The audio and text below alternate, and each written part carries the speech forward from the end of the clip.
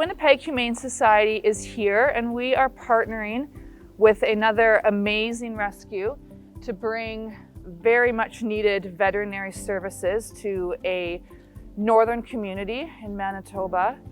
And these remote clinics are so incredibly vital for the future here in Manitoba.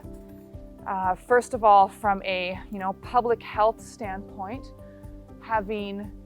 being able to bring veterinary care to these communities that do not have access to a veterinarian, but have a lot of dogs and definitely have the need to take good care of their dogs.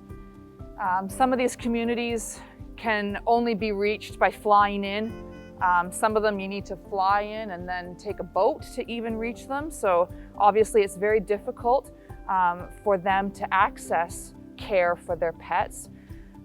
And unfortunately in Manitoba, just this past year, we have seen what can happen when the dog populations get out of control and they don't have regular vaccinations. We had a distemper outbreak that one unfortunate community had to experience. They lost a lot of their dogs and had to bear witness to the horrible ways in which that disease can affect the animals before they die.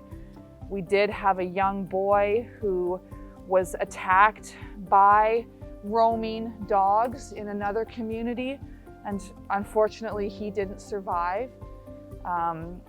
Rabies is always a concern for people, as it is 100% fatal if we contract rabies, and wildlife, which any dog that's outside is always exposed to, they are the reservoir for that infection.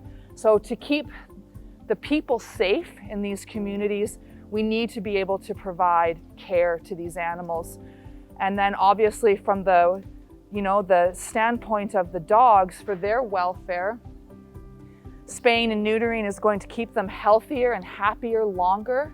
It's going to help with the overpopulation problem that we see when dogs are just able to roam and breed without any control. So we do have a lot of issues with too many dogs, unwanted dogs, puppies that are freezing in the winter, that are starving. There isn't enough for them to eat. And obviously that's very heartbreaking for everybody to see. Dogs that are fighting with each other, catastrophic injuries. So it's very, very important for us to be able to bring these services to these communities, and we need to be part of the solution. So certainly we cannot do this without the support of our donors. It takes a small army of volunteers to be able to pull off these clinics. There's a lot of travel expense and the equipment and the supplies to be able to come up here and do this. It's a very big undertaking, and we need support to be able to keep doing this, to help the animals and to help the communities.